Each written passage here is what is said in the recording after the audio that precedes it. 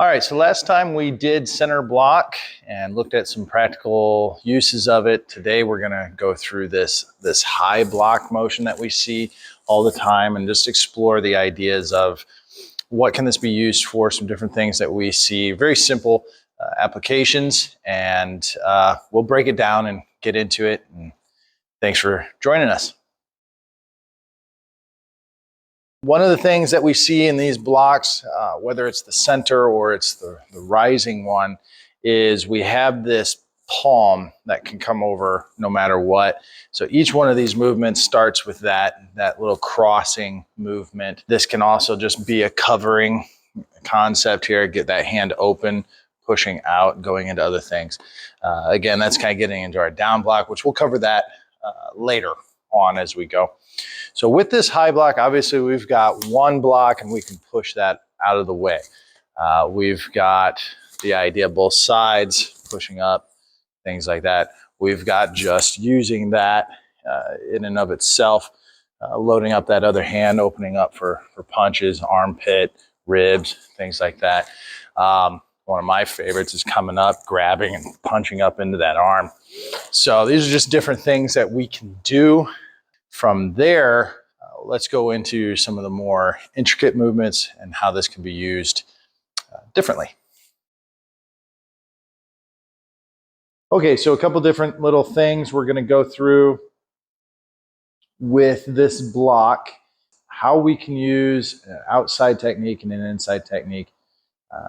I think they differ. Again, you're going to explore, you're going to play around with these movements yourself. These are just some ideas from us. As this punch comes in, I'm going to use the same arm. Actually, let's use this one so they can see a little better. So as this comes in, I'm going to cover with that, and I'm going to move to the outside. All right. One of my favorite movements on this, whether I'm stepping with this leg or I step with this leg and come in, is I can just simply come up right into that armpit, kind of on a little angle, and I'm just going to shove forward. And it's that same kind of movement. So as this comes in, I'm stepping and forward. A couple key things with the legs on this is I'm not going to be able to do this really well if I'm up here. Especially if he's shorter than me, this is harder for me to do. For him, it's going to be really easy because if I'm out here and his arms, he's right at the height to shove into me. So I've got to get down underneath his center, and I'm going to use my legs. This is where this Zenkutsu straight leg position comes into play a lot, where I can start to drive forward and really get that in there. I like this because it really covers my face and my body really well. In case he's coming in with something else, I'm pretty covered. But I'm going to use my base, my legs, these bigger muscles through my leg to really push into that. So if we go a little bit faster on it, it pushes him pretty far. I'm not doing a lot of effort. We're just moving a little faster, and the energy is going to do that. You imagine if you really slam into them, it's going to be pretty effective. So we'll do a couple of them here. We'll do one on the other side. All right, and I've got a little bit of a shoulder issue going on, so it doesn't necessarily have a lot of strength in it. That's still pretty simple and easy to do. So don't think just because maybe I'm a little weak on this side or weak on that side. Big saying we say, it's not always about strength. Mostly it's about technique. I'd even go so far as to say it's not about strength at all. It's fully about technique. When the technique is done correctly, it works. Now, obviously, some muscle is involved in everything we do. You know, we don't need to split hairs on this and spend time with this old, boring argument. When this comes in, if I'm here and I'm in the right position, all I got to use is not necessarily my shoulder, it's my legs to push, so I don't feel pain from that. So as this comes in, if I'm coming in and I'm trying to lift him, yeah, my shoulder doesn't like that. So if you're doing it wrong, it's not going to work. If you do it right, it works. You know, it works out pretty well like that. Who knew? So this is the first technique we want you to play with. Next, we'll go to the inside of the arm.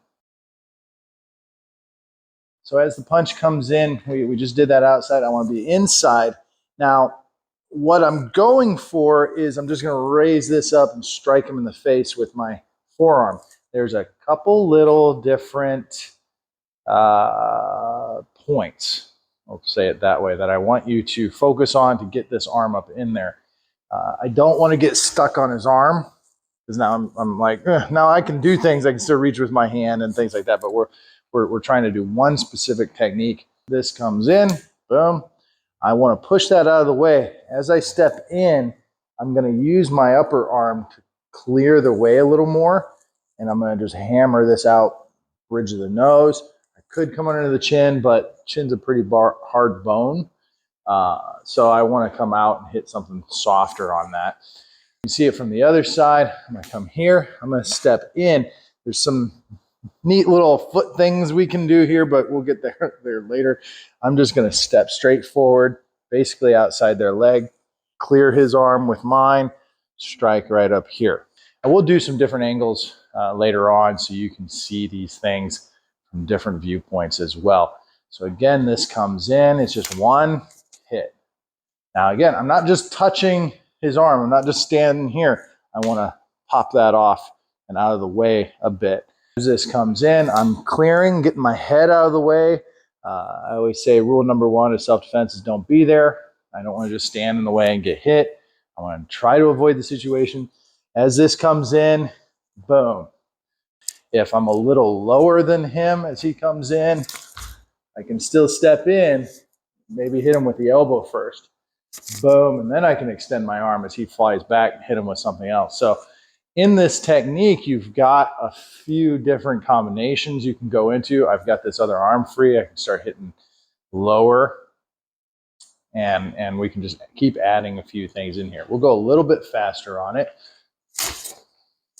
It's pretty quick. He'll tell you it's hard to see it coming because it's coming from below his view, below his vision.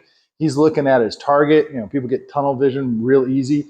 So as he comes in, this is really hard to see come out. Now, I didn't have to even hardly take a step there because he's coming at me. So imagine if you take a step, you drive your weight forward, put this in here. You're right here to smack him right in the face. So if I hit with the elbow first, he's going to move back. Now I've got throat, I've got all sorts of other targets I can chase down and start going at it. So.